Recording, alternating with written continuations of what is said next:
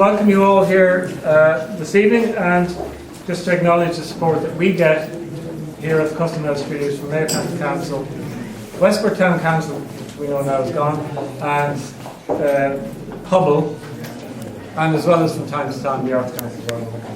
So I'd like to hand you over straight away to Michelle O'Malley, who's the chair of Westport Arts Festival.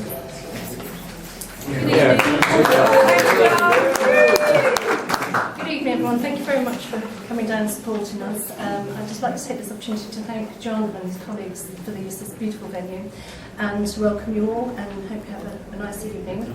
This is our 39th festival. We're only small, we're very much a community-based festival, which means it's owned by the community, and we're very, very lucky to be sponsored, not just from our funding agencies, which is all on the board outside, but from the venues and the hotel accommodation and the cafes and even two little taxi companies.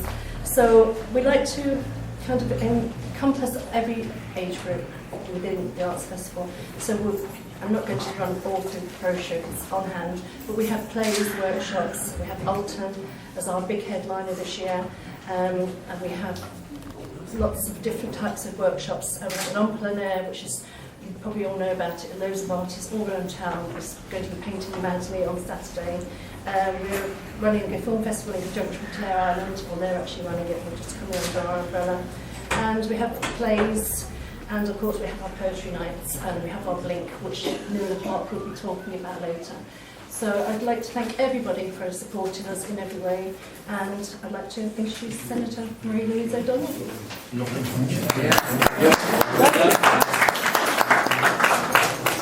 I suppose one of the advantages of being an independent senator is that you don't have to turn up at the party political meeting. That's on in Dublin at the moment. Well, first of all, I'm very privileged to be here, and I want to thank you very much, John, and thank the committee for even thinking of me, because I spent most of my life in the arts, and sometimes that sort of gets forgotten in politics, as we have seen in the last 2 weeks. But I really think that the Westport Arts Festival is a place, you know, where artists and indeed audiences can spread their dreams of embroidered cloths. Because I always love that line from Yeats, because arts doesn't work unless it also has an audience to look, to feel, to see, to think and to share. And I think you're doing your job very well, because you're letting us all in, and you're letting music and artistry and drama and visual arts and puppetry and literature be a part of our lives. So for the next week we're going to be, I suppose, like W.B. Yeats's Gold and Silver Light. I have, you know, a very simple idea about the arts, and I just met an ex-student of mine from Kerrysport out there who was wonderful. She played a great part in Ungeal many, many years ago, because the arts was at the core of how I thought education, or what education should be about.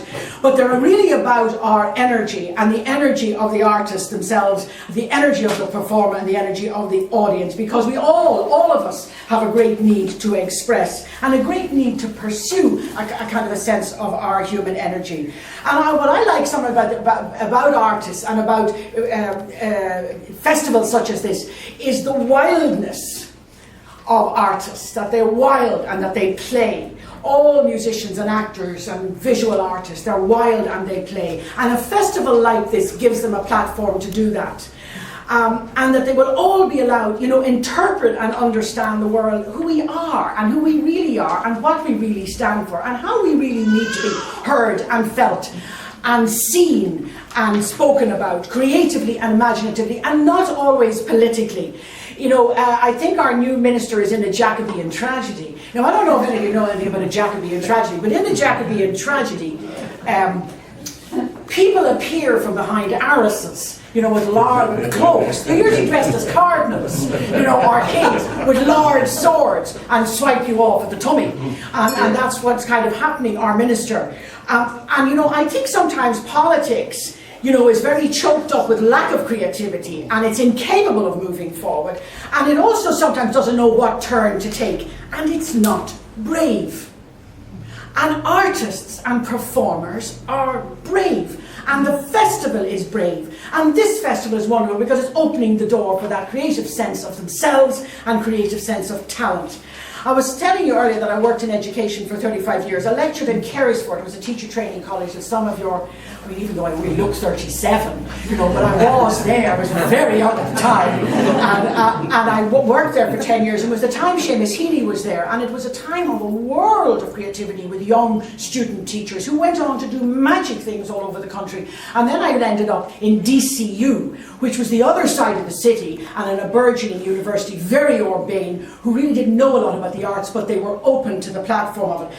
And I really think that they are the heartbeat of education, and specific to our lives, and also lifelong, because they teach us about confidence and relevance about ourselves. And this town is no different, because I think sometimes a town is the best vehicle, you know, to platform the arts. Not only trade and people, but also the arts, a town. And when you get to stand up and look out, you are not dictated by an economic graph, always by technology, always by emigration, and always by banking interest rates. And I think some, you know, a festival such as this is really an army against torpor and negativity and apathy and political, what I would call persuasive guessing, and a kind of a negativity of the heart. And it is all sometimes we have left against political thinking and economic thinking, the artists and those who express and perform. And you are, I suppose, you have put great trust in the arts. Massive trust and massive bravery. And I'm not surprised that Westport has done it. Because when I drive in, and I was born, my grandmother lived in Foxford, and I was born in Castlebar. And when I drive into Westport, it's like I'm driving into a Mayo I would have liked to have created. It's magnificent driving into Westport. So it shows that Westport has something to say about your real personalities, and how you want to be seen, and how you want to be spoken about, and how you want to be felt. So it says it in the environs, and now it's saying it through the arts. Tom Murphy, who I think is one of the greatest national playwrights, said that when people sing, or when they perform, or when they draw, it's only then you can see who they really are. I think it was and I suppose the Geely concert would have been probably the best example of that. And the festival is saying that we're demanding something else of the ear and the eye and the voice and the body and the hand and the touch and the heart. And Brendan Behan was asked, you know, when he was in the States, what is the message in your plays, Mr. Behan? By some very earnest American, what is the message in your plays? And he replied, I'm a playwright, not a fucking telegraph pole. So the message of this festival is the best kind of message. Writers, dramatists, outstanding musicians, orchestra singers, players, all kinds of visual artists, magnificent visual artists, songsters and novelists, a kind of genius in the West. In politics we see the gods that get assumed, that the gods of art gets assumed into the gods of information. And information is now, there's a glut of information, and we all need more information and more information and more information. And yet it's not lack of information that has our suicide rate up. And it's not lack of information that keeps people at war. And it's not a lack of information that keeps crime rates soaring. And it's not lack of information that carries on the decay in our cities. So we're constantly told that we need more information, more information. We have information chaos now and information glut. So information is not the answer. And how to store and generate more information is not the answer. We need to elevate, if we're going to elevate information to kind of metaphysical level, we also need our new Minister of Arts to elevate the arts onto a metaphysical level. We need to give 25 points to music, the same way as we give 25 points overnight to mathematics, or to the visual arts, or to theatre and drama, or the spoken arts. The need for young people to express themselves. And Wilde said, had Romeo and Juliet been in a constant state of anxiety about trains, or had their minds been agitated by the question of return tickets, Shakespeare would never have given us all those lovely balcony scenes, which are so full of poetry and so full of pathos.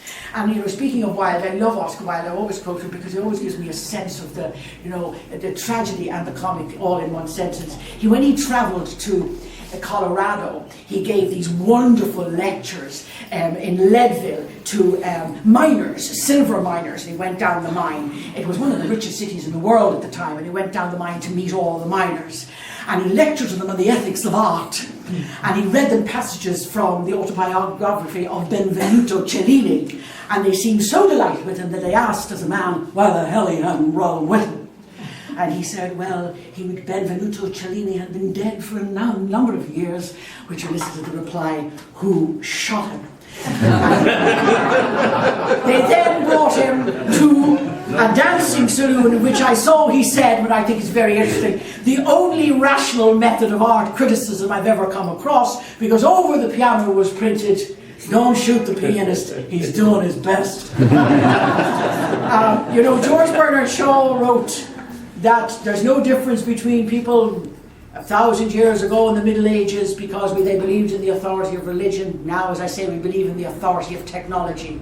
I would like to see us believe in the authority of the arts. And very simple reasons like Vonnegut, because of it, we'd get more of it, more out of it. It would be more lasting. It would prioritise our humanity above the machine, and we would be constantly original. Because the whole week is going to be about originality, and that is so precious. So we need the arts as a counter-terrorist. After all my years, even though, as I say, I'm still 37, or I feel it, and I certainly act like it according to the press, but I really feel that Einstein was right when he spoke about energy and imagination. Energy to believe that something is possible, and the imagination to propel it forward. And the arts are always about the highest of possibilities. They are the language of our human expression, and I feel that if we neglect them, we neglect ourselves.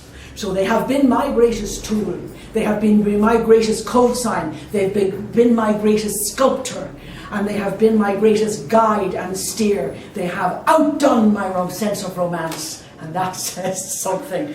I have loved the arts all my life, and I think the do in education, or the do here at the Westport Festival, is where it really matters. I actually think that theory for me is physical. It is the doing. It is actually the active doing, participation, the artistic endeavour, the sense of expression, the sense of putting colour, putting language, putting ideas, putting music, putting instrumentation out there for the audience to enjoy. And all the old philosophy that's talked about Aristotle. Aristotle said it. The audience come in and they get the energy from the actor, and the actor gives it to them. And that's what he meant. All those big books about empathy, and that's what the arts mean. It is the finest communication about the finest of ourselves. So this is why an arts festival like this is the real answer. This is why Westport has it. You have it in your architecture, in your environs. You have it in your entrance into your town, in your exit. You have it in the whole vista, scenic vista of your town. And you have it in this festival. And it will go from strength to strength to strength. And I will leave you with a thought from an outstanding genius that I mentioned earlier on, who I had the absolute privilege and spirituality to be around in Carysford, which was Seamus Heaney, who remains in our hearts, and the unmatched great diviner of words, Seamus Heaney, when he said, "I rhyme to see myself, to set the darkness echoing." And I think that is what this arts festival does. It sets the darkness and the light echoing for all who are going to take part, for all who have given the gift to the audience, and for all who are going to participate and be there. So it is letting down Heaney's shaft into real life. So thank you for asking me. I wish you the greatest success. I'm looking forward to this evening, and it's been a privilege to come back to my home county to be able to open such an arts festival. Thank you.